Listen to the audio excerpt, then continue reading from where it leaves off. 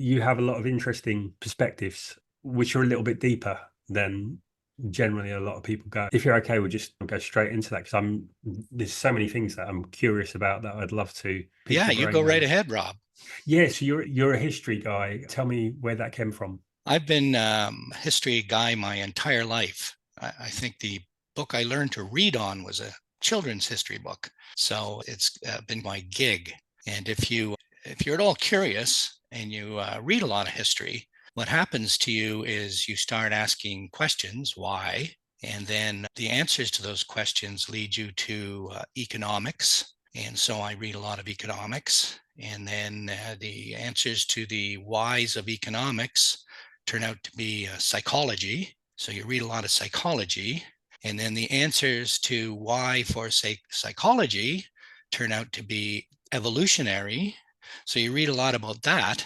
And so by the time you're like 5 or 6 decades in, you've covered the whole string. That's really interesting. I think school is to blame for so much. I'm fascinated by history. My daughters, we've always gone to different places and we've looked at like historical buildings. When you go to a new city, you look at the castles, you look at the museums, you get stories from that. And I've never been that interested in looking at the artifacts and not even the buildings or that themselves. I just love the little plaques that tell you the story and you get what happened. So my history at school was about the spinning jenny, which was the machinery of the Industrial Revolution and the toll puddle muscles and all of that kind of thing. And now, I see the relevance of the Industrial Revolution, but there was no link to it. It was just this happened. The notes were on the board. You copy the notes on the board. There's no interest. And I think school takes anything interesting out of a subject and they just give you the dry, most boring aspects. My interest in history really came, like you said, my first is psychology, but you start to look at language. Like the way I understand how people think about things is I listen to their language. And then you start to think about psychology is at the core is the definition of words and being very clear about what we're defining and how we define something and what we're really talking about. And then that gets into etymology. And so you're looking at where did this word crop up culturally and how has the meaning changed or what's the core meaning? So that's really where I got into that kind of thing. We share the same curiosity because you ask why and it takes you places, right? That's it. So when you started reading with a history book, makes me think, was one of your parents historian, interested in history? No, not at all. But I had one of those mothers that when you're like a little kid, you were like an experiment and they tried everything out on you. And I had the chemistry sets and the mechano sets and the railroads, and I had everything until she found something that I really enjoyed. And that sort of locked in my Christmas gifts for eternity. Yeah, that makes me laugh because when my daughters were young, I'd heard all this thing of expose them to everything. So we had flashcards of art and history and all these kind of things. So there was natural interest in history. If we could start at the beginning, what were the things in childhood that drove you to interests and how has that kind of developed? In terms of just my general interests or my businessy life?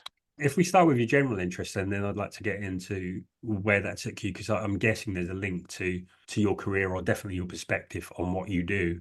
It's Well, probably going to well, be shaped by. there is. Like I said, I'm a reader. I'm a voracious reader. And also, I like to write. I'm not creative at all. I come from a creative family of musicians and artists, and that gene cruelly passed me by. But writing I can do, and I really love to write. And the more you read, the better you get at writing. And so I both read and write. So those have been my general interests through my entire life. That was, what would you call it, my hobby or idle time pursuit, either one of those. I can relate to that because reading's always been something that I did from very young. So, what kind of books were you reading? As I say, I just started in just the general, like everybody, you start with the wars, right? So you read about the wars. And then, as I say, you get into the whys and it leads you behind the wars. And so then I you branch out into social history and economic history. And I love explorers and exploration when I was a kid. I always say that history is just a series of stories That's really all it is. And the stories are greater than any movie you could ever see. The craziest, wildest, strangest, most exciting stuff happened for real in the past if you just go back and find it.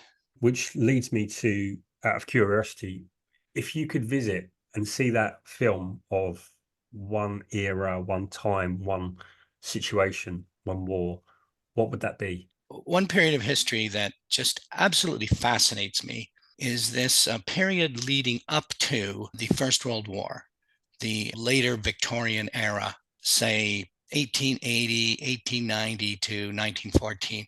People don't realize, like people would say we live in the most dynamic age in history. This is not true. Those 30, 40, 50 years before the First War, trains, planes, automobiles, electricity, telephones, rubber, it goes on and on.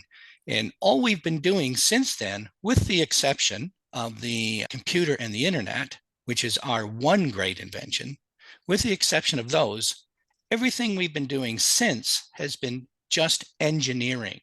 We've just engineered better cars. We've just engineered better planes. We've just engineered better submarines. But it was in those years that all those things were created out of nothing. They all happened at the same time. And that period is so dynamic.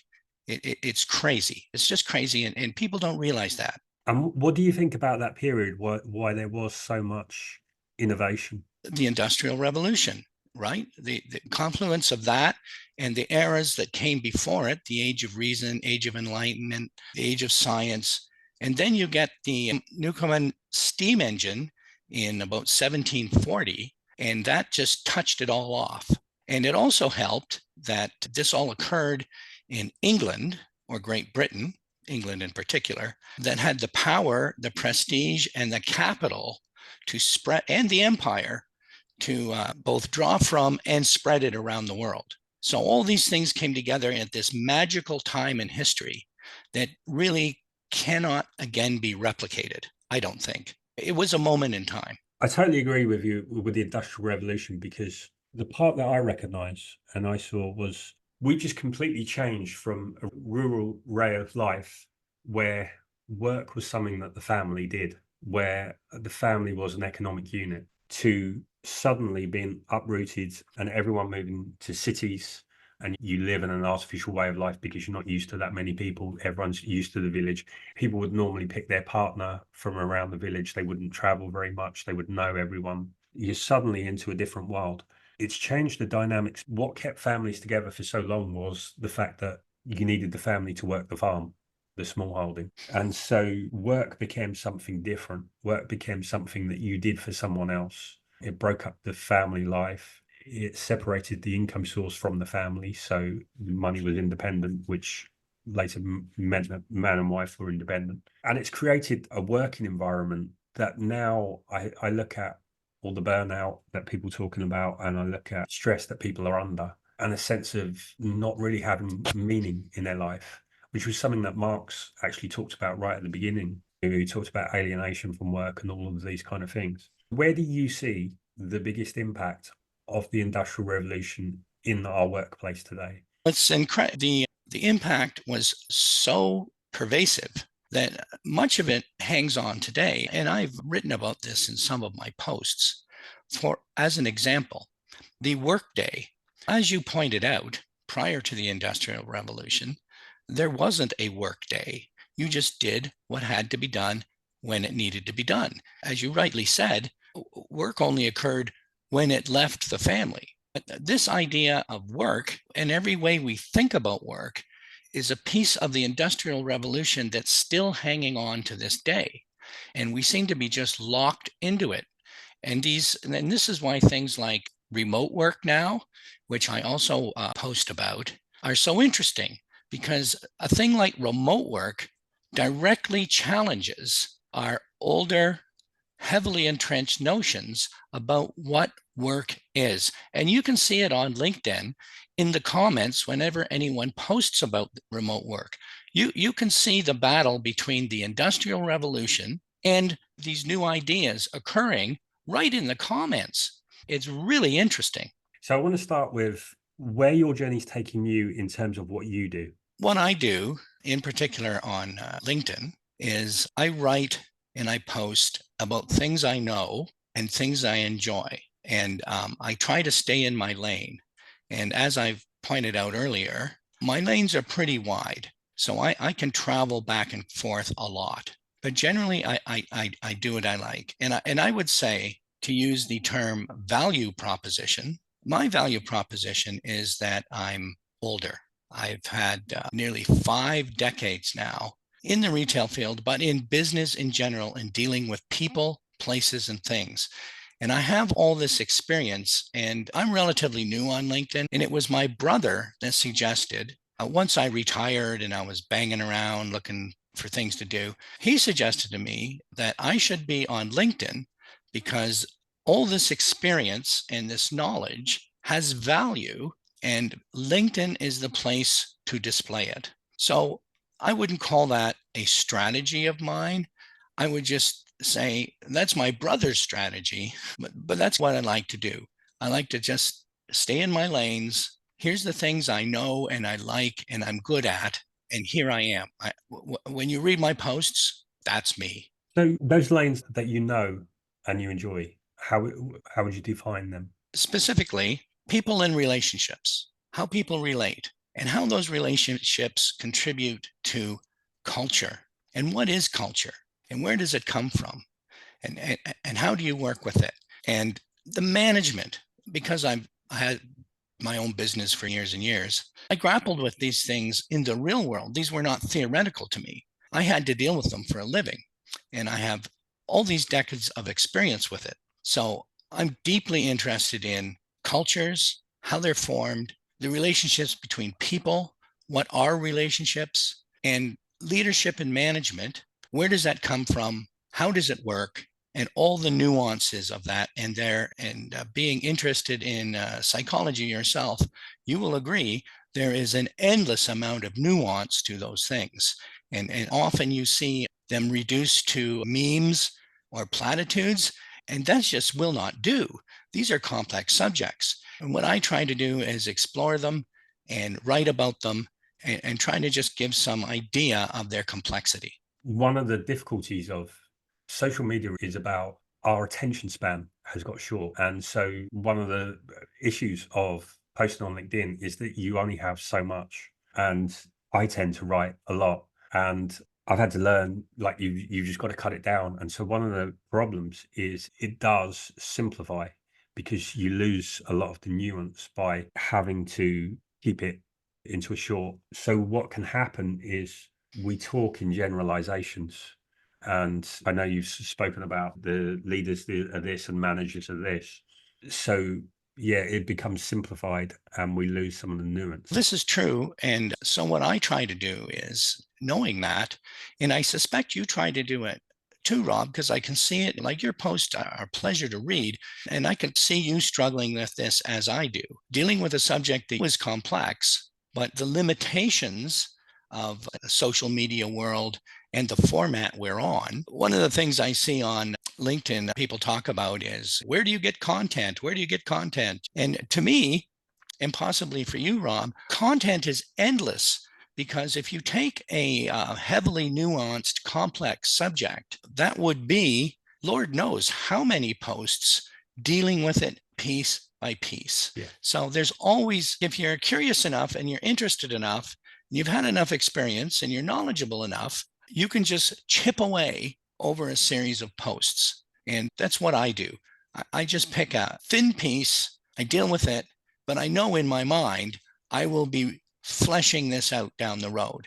There was a post that I did a week or two ago, and I knew when I wrote it, I'd missed something out. It was everything you want, you get from other people. And I Right. knew I was like, accept inner peace or happiness, the kind of thing that you get from meditation, you get from yourself. But that would make it that much longer. That would make it harder to read. So I just simplified it. And it was someone picked out on it as, yeah, I know, which then led to the next post.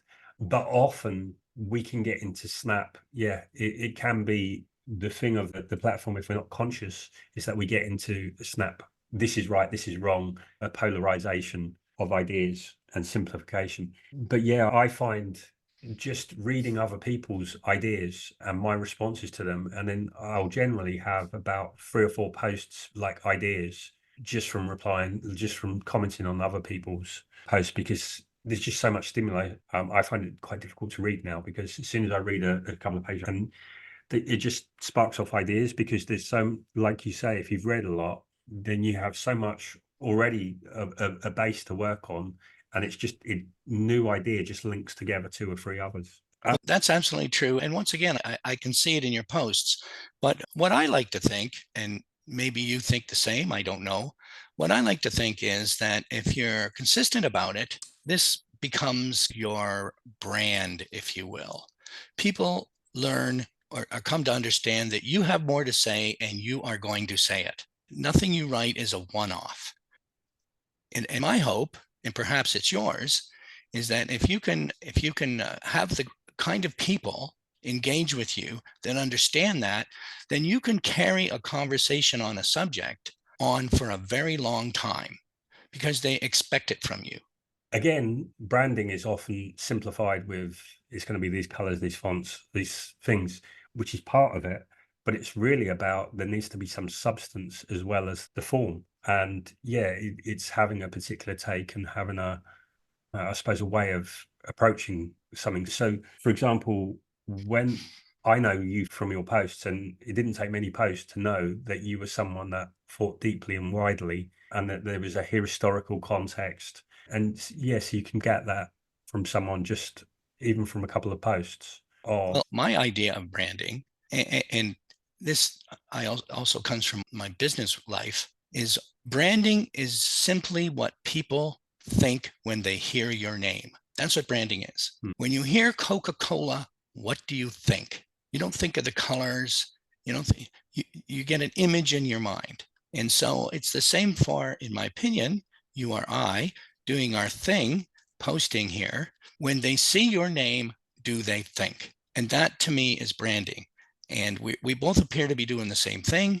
We want to be known for our content, and we want to be known that it's readable and worth reading. Yeah, very true. Okay, there's so many things I want to talk about, but first of all, you alluded to your career where you had a number of retail outlets. Yeah, I'm from the retail world. Yes, my whole life. If we can talk about that journey that you took on to get to where you are now, because your journey is going to frame some of, like, your interests is going to frame how you look at things, but your journey is also part of where that focus is. And then I'd like to talk about generally where you see work today and the problems that we're facing. Where to begin? When I was a kid, 17, I hitchhiked across Canada, and I'm from the Greater Toronto area, and I hitchhiked out west as people did in the middle 70s. And I ended up, myself and several friends, we ended up in Calgary, Alberta, and we ended up there with no money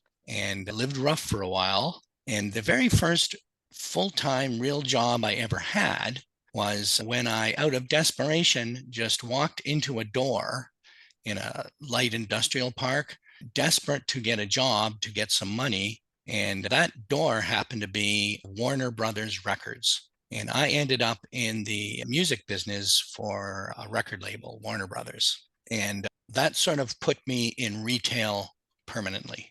From then on, that's what I've done from the age of 17. Went from Warner Brothers, went to Capitol Records, where I was the Western region manager. And then I came back to my home in Burlington, which is just outside of Toronto here. And all I wanted to do at that point was open my own business because I felt I could do it better. When I was 23, I opened my first business, and that's what I've been doing ever since. Right up until I would say 2011, 12-ish, when I sold my business off. I had the old retirement shtick. I began writing a book that never seems to get finished. And then in a conversation with my brother a couple of years ago came the, hey, why aren't you on LinkedIn with all this speech? And here I am with you today. I'm very glad that you are. As am I. 23, you believe that you could do it better. I believed I could do it better before then. I just did it at 20. So what did you see were the problems that you felt that needed to be fixed? I'll try to keep this short. When I was in the music business, this would be 77, 78, 79.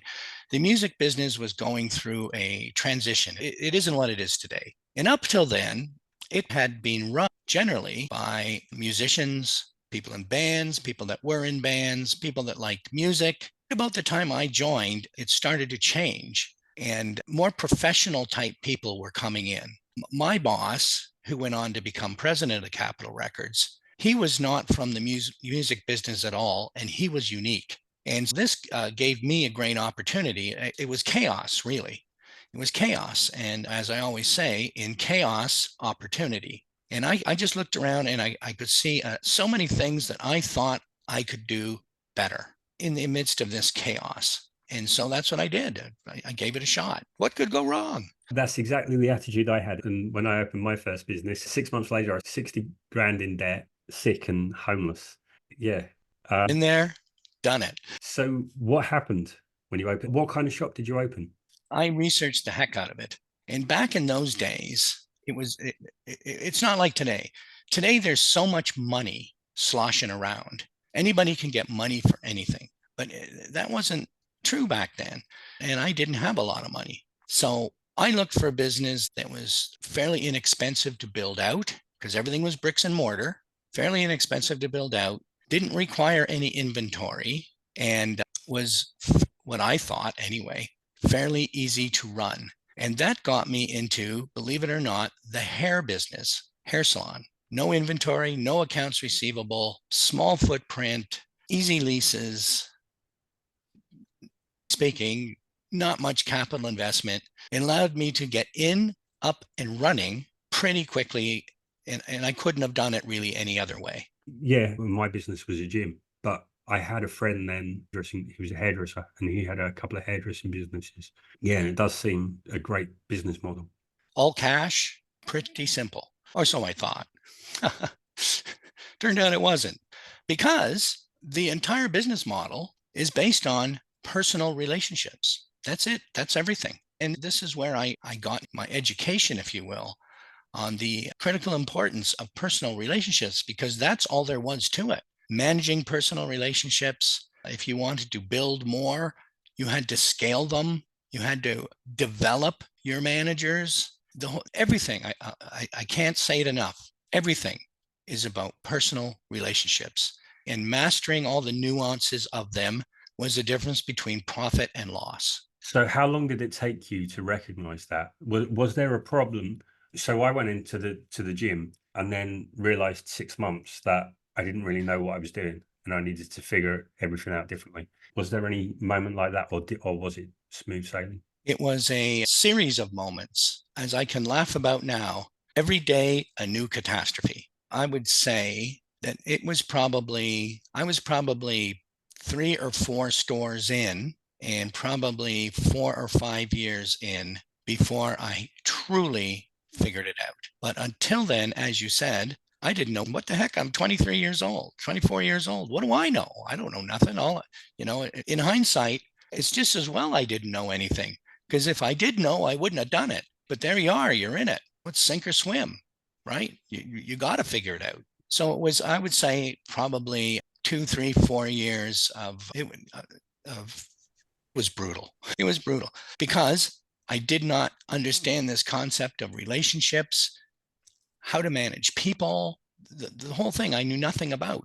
And so I had to have it beaten into me over those first few years. When you opened at 23, what do you wish you'd known at 23 that you knew at the end? What were the kind of milestone lessons? I guess it would be cheap to say I wish I knew everything, but to be honest with you, I don't really have any regrets. I think I learned the things I learned the right way by having them beaten into me, because I respected them more and I am much more grateful for them. Now, I think I could search my memory bank and come up with a list of things I wish I knew. But in general, I really have no regrets. As tough as it was, I'm happy it went that way, because by having these things beaten into you, it pre-disasters you for later.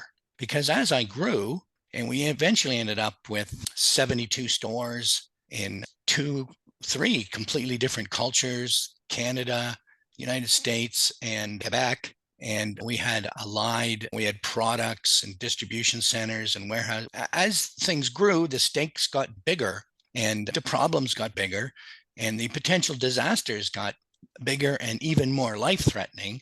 And those early years were instrumental in helping me overcome when things really got serious. Because the time to mess up is when you're young, because you have the rest of your life to fix it. But as you get older, the cost of messing up gets higher and higher. You don't have as much time. You don't have as much energy.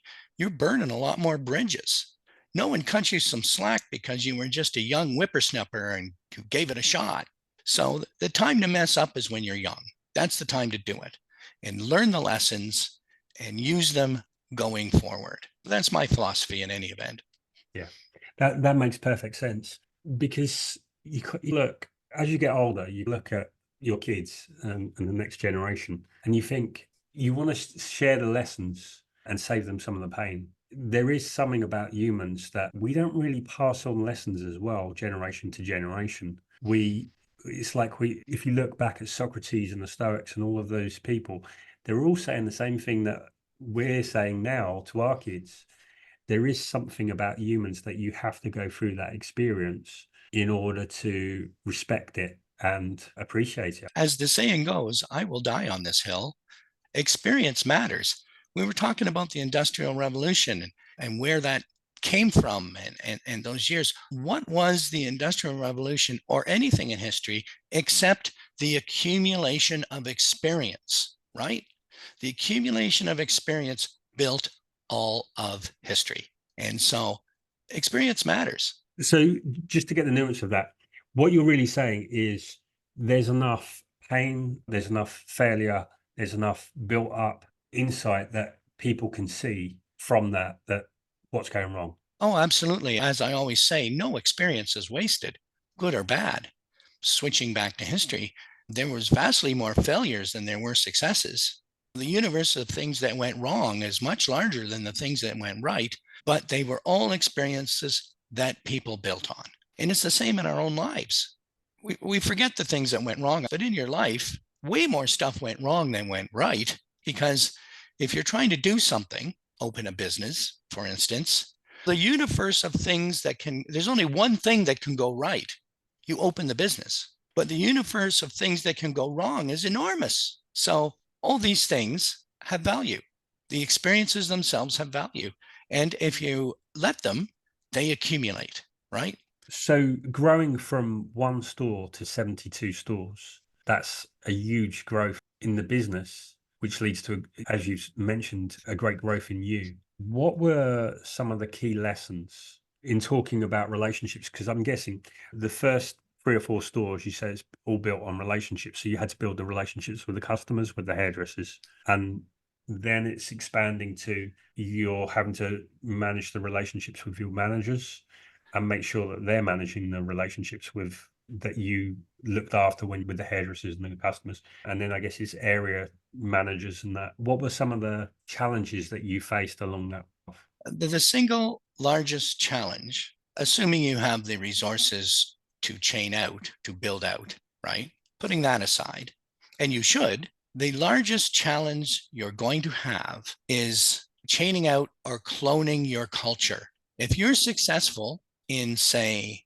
3 stores and you want to open a fourth, then you have to take the culture that made those 3 stores successful and somehow copy it into a brand new location at some distant place with all new people. How do you do that? And how do you grow or develop managers who understand the culture and can deliver it to a brand new set of people consistently and reliably?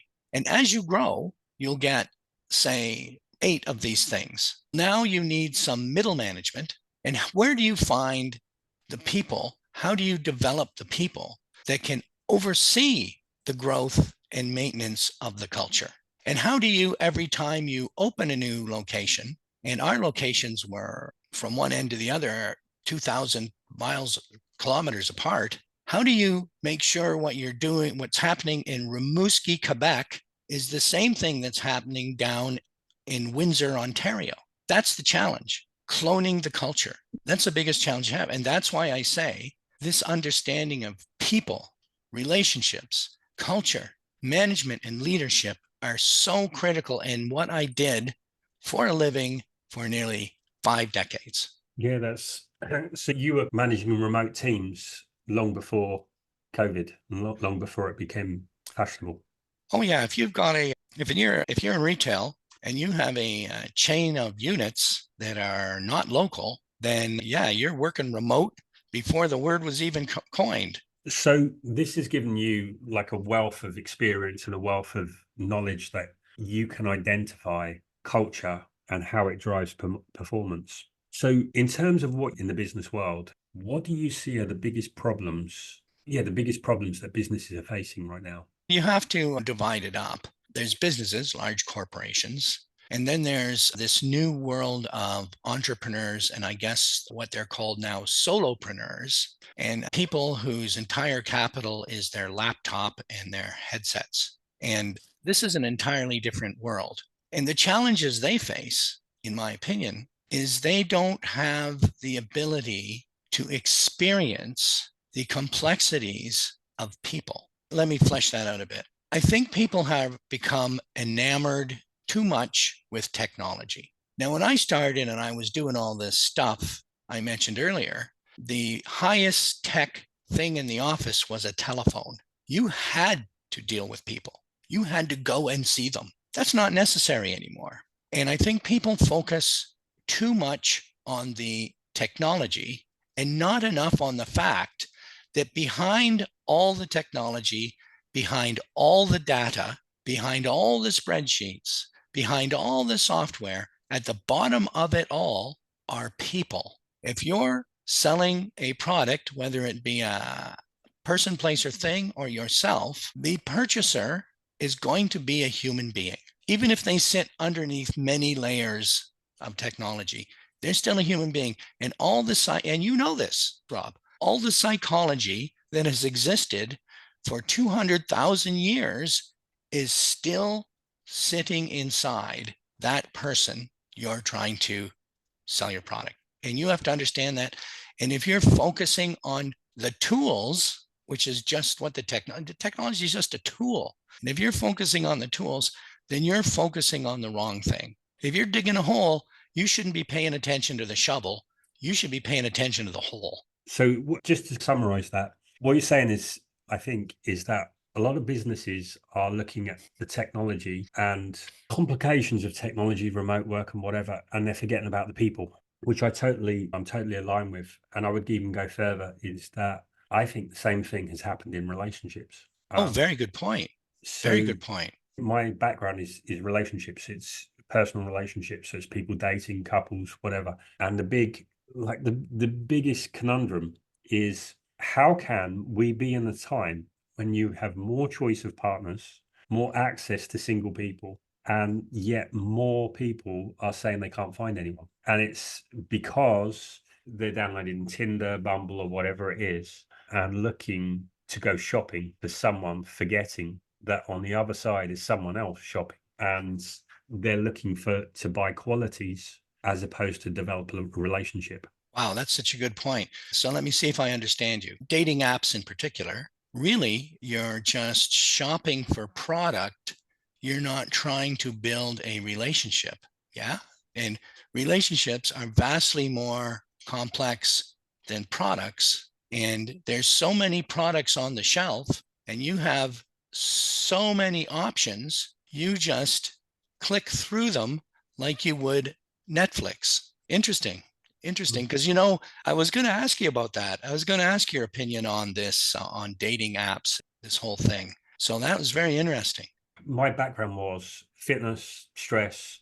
Why weren't people sticking to motivation, happiness, which then led to the biggest problem was relationships. The biggest problem in relationships was conflict.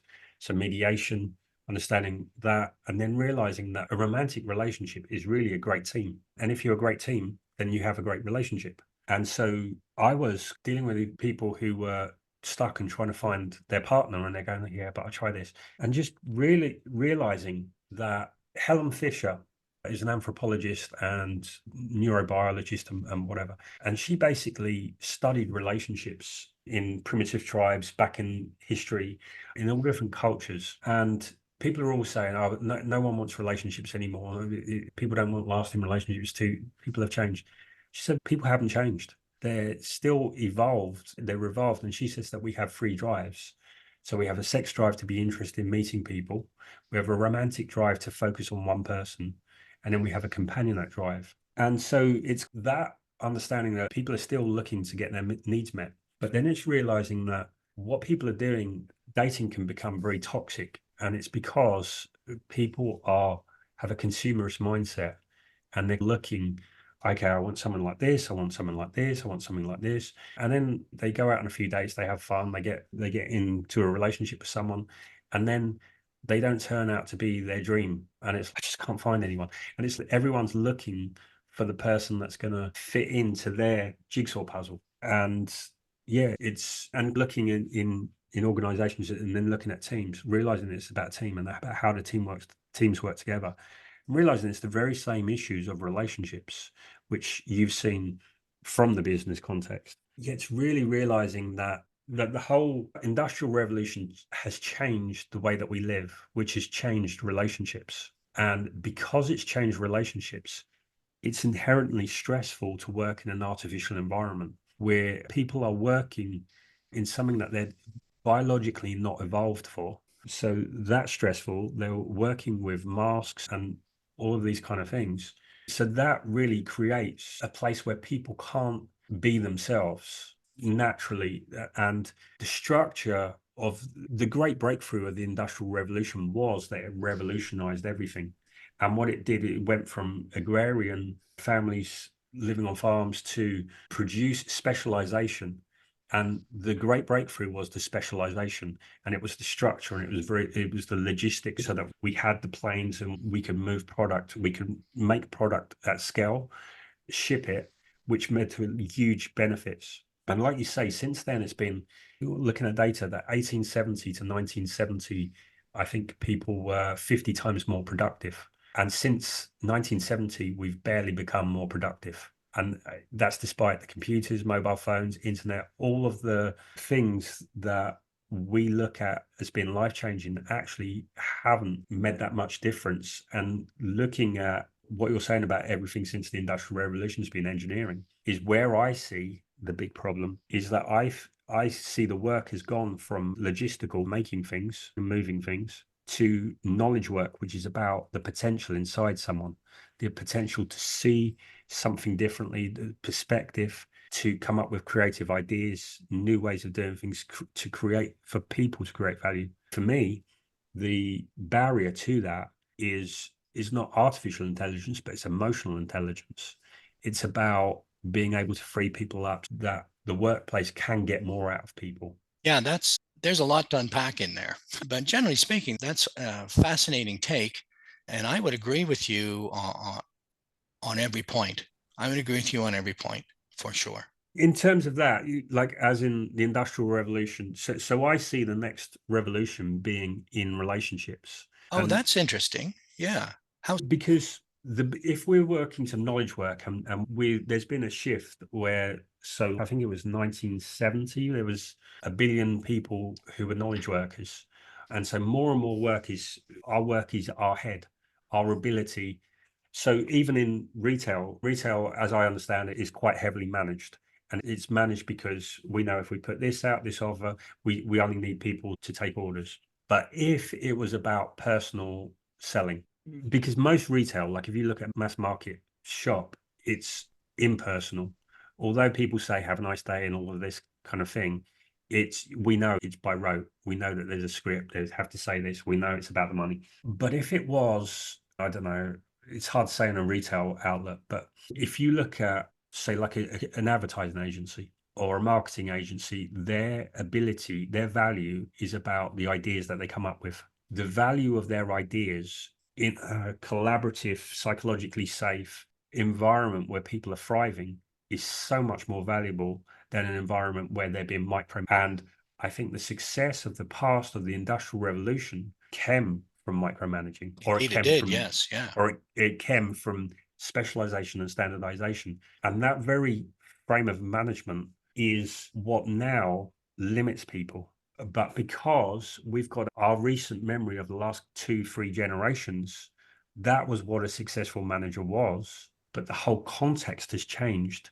And so now we're looking for a different style. So for me, I think one of the problems is human resources. Personally, I don't want to be a resource for someone. I understand it came from, at that time, it was making the most of people. But I think the very name is like, I'm a resource for this billion-dollar company. I'm not a number, I'm a person. And I think one of the things that we don't understand is that people aren't resources, but people have access to resources. Their personality, their relationships, their knowledge, experience are the resources that we want.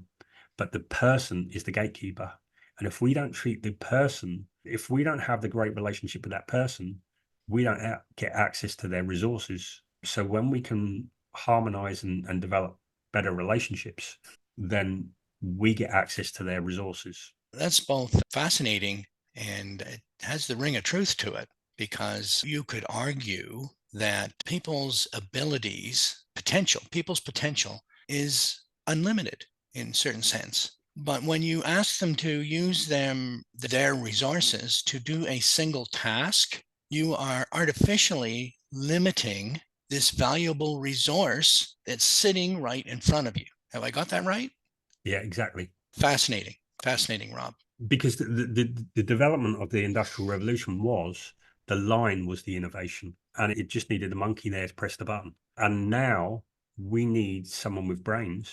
Value is created from getting more potential from people. And of course, as you point out, this whole terminology, this word resources itself comes from the Industrial Revolution. And our style of organization, management, all of those, we haven't changed the structure, but we've changed the nature of our work. Right. And it's changing fast. And I think we both said at the very top of our discussion, these ideas of work are stubbornly hanging on from an era that is long past us. Something else that I know that you have strong opinion on is separation, or the difference between a manager and a leader. Correct. I fight Have that that battle every discussion. day. So, what do you see as misconceptions, and how would you like to address those misconceptions? I think this is a new thing, relatively new thing, in that this idea of leader and leadership. Because again, I'm older, and in the past, leader and leadership wasn't as the words people used. It was being a good manager, being a good operator, running things. You didn't see the word leader as often as you do today. You see the word leader absolutely everywhere. And my beef with it is that it devalues a very important idea. And I like to think that if let's put it this way, if you are a middle manager and you're really good at your job, and you have a team that looks up to you and respects you, and you call yourself a leader, what is Winston Churchill then? Are you Winston Churchill? No, you are not. So what is he? Follow my logic there? I think that leaders should be reserved, should be a more elite term, and it's perfectly fine. It's perfectly fine to be a great, stupendous, superlative, exceptional manager of people, places, and things. That's perfectly acceptable. And an example I often use is Henry Ford. Now, Henry Ford I was a visionary, and you could say he was a great leader. You could make that case. But Henry Ford II, who took over one of the largest industrial conglomerates on earth, was a very good manager, but no one would call Henry Ford II a leader. But he was very good at what he did. He was a great manager. But was he his father? No, he was not. Was he Winston Churchill? Was he Napoleon Bonaparte? Was he Alexander the Great? No. So if we're going to call ourselves leaders, what will we call those people? What will we call Napoleon? Because we're certainly not him. That does not mean that you can develop leaders in smaller situations. Someone can jump out of a situation, take charge, and become a leader in the moment. You can lead people out of a situation.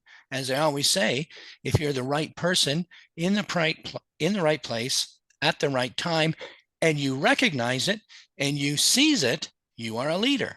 But if you're limited in scale and scope, you're not a leader forever. You're a leader in that moment. Because to be a leader forever makes you Winston Churchill, which you probably are not. We're defining a leader as someone who leads people to a change from a specific situation. Winston Churchill is an interesting example because he was a leader for a specific moment. He was the great leader during the war. In peacetime, when were looking more for a manager, he wasn't a great prime minister. No, he lost the election right after the war. And when Yeah. I was a kid, when I was younger, I thought, what madness is this? What madness? He's Winston Churchill. How could you not vote for him? Then I started thinking about this idea of leadership. And it's exactly as you said. He was a great leader in the moment. As Henry Kissinger said, a leader is someone who takes people to a place they've never been. Winston Churchill took the people of Great Britain to victory. After the war, the moment was gone. And he was he was the first Sea Lord beforehand. So he knew what he was doing, but he was not leading people anywhere anymore, right? He was not the man, he wasn't the person for the job after the war, but he's still a great leader. He was still a great leader, Okay. certainly. This really resonates to me. An example I can look at is Alexander the Great, probably the greatest definitely of his time, and one of the greatest leaders throughout history. And he conquered most of the world, taken on from his father, and he extended, and he conquered most of the known world. And in India, his army marched up, and they were about to conquer Yeah, some he part got of to the India. Indus River, Yes, is it and POTUS or? yeah, and all his people said, that's enough. Oh, no, no, maybe, but he was going to conquer another land, and the king there said to him, "Okay, come live here. You'll inherit my kingdom, and I'll teach you how to be a king." And Alexander, who are you to tell me that? I'll come and just take your thing. And he said, "You're a conqueror." He said, "You can go and conquer. You've conquered all these lands. You'll conquer this land. You'll take it.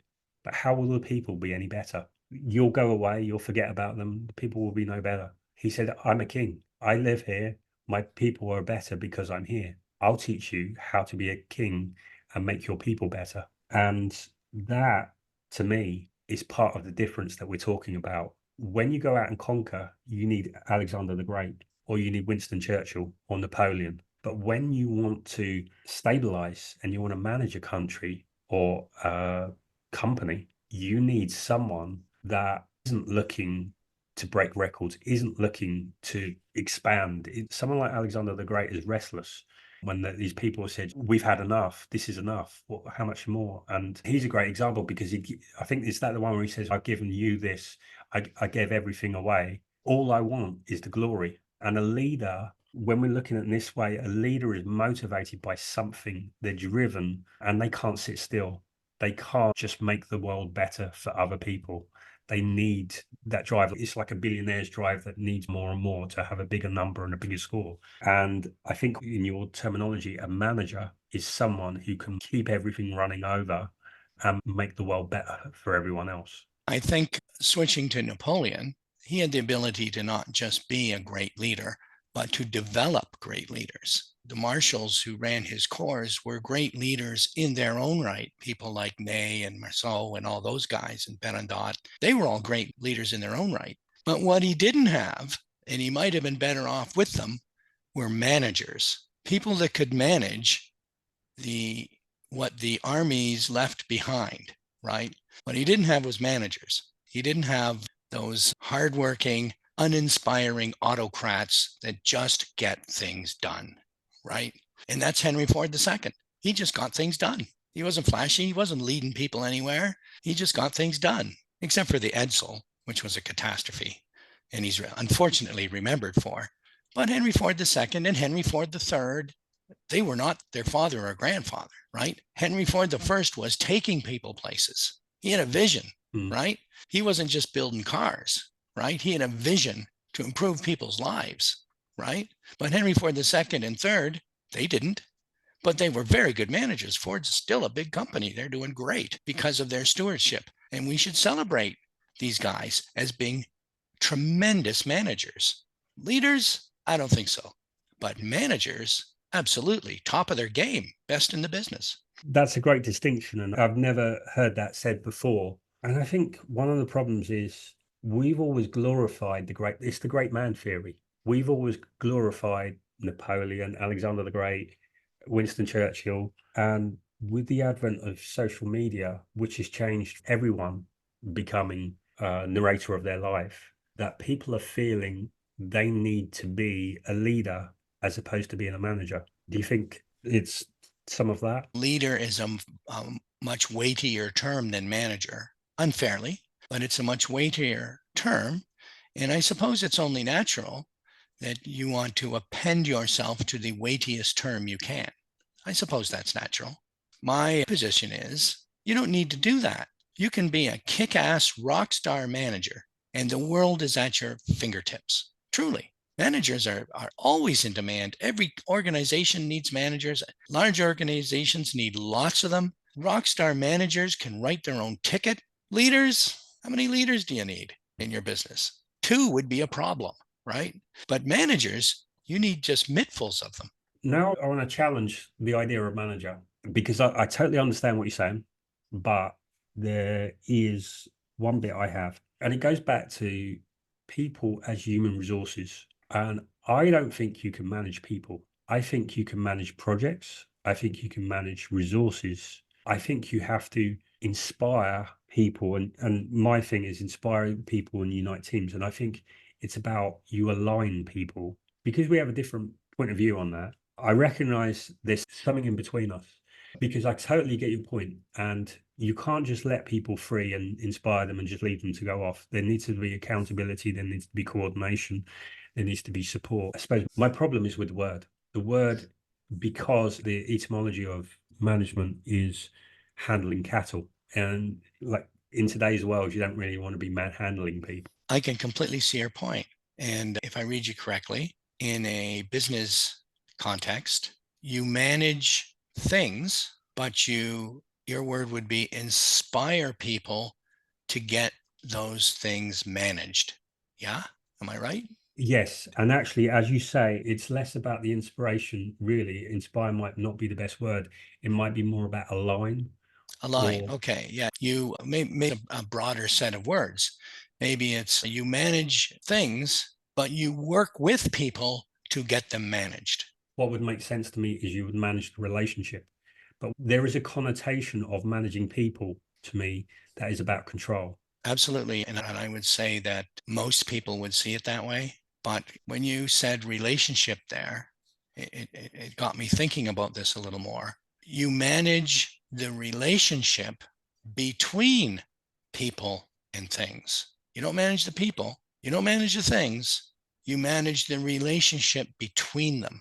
That is really where I see it is I think you can manage the relationship, but the problem is the industrial relations being a hierarchical thing where management has controlled the person. Like you can go to the bathroom this time, you can do this, this is what you can do. So it's about managing the relationship. It makes exact sense because managing the relationship means that you're aligning people or whatever the words are, you're inspiring and supporting, but managing people is setting someone up for failure. This is me here. This is me right now making notes, Rob. Splendid. I love that. Managing relationships. Thank you. Thank you. You've given me a totally different view of leadership because I'd seen your post and I saw and I got the point. We've taken something which is a specific role to lead a change, and we've made that into the everyday life. And in doing so, we've done a disrespect to the role of a manager. Disrespect the role of a manager. We've devalued the role of the manager and the role of Winston Churchill. We've devalued it at both ends. So it seems we need leaders. So someone like a change leader is a true leader, and we need a role of a leader. So then in your view, management would be about managing relationships as well as resources and projects. Okay. And in fact, do you really manage a stapler? Do you? No, it just sits there no matter how much you yell at it. What you manage, as you pointed out so well, the relationship between the person that's responsible for moving the stapler and the stapler. And I suppose you manage resources because you have a budget, you have Yeah, a warehouse of stock or whatever. yeah, So you're allocating resources, maybe. yeah. That's part of your job as an effective manager to make those decisions. Where do you Mm. allocate resources? It's a bigger job than we're just talking about it now psychologically, and it's obviously a bigger job. The reports have to be filled out. The inventory has to. These things have to be done. But in terms of people, then yeah, I think managing relationships is spot on. That's great. You've clarified something. It was in the back of my head, and I thought that's not 100% right. It's gonna be fun, Rob, because managing relationships is gonna show up future posts by us both. That's what I think we need. That is what knowledge work is. And it's come about because of discussion and a willingness to change perspectives, looking for truth, really. I think we Yep. all have seeds of truth, and somewhere in the friction of exchanging ideas, we come up with a better version of truth. Thank you for your time. I've loved the discussion. This is really enjoyable time talking to you. For me as well, Rob, and it's so great seeing you face to face. And hopefully we get to do this again. And I look forward to it. And I'll see you in the comments, buddy.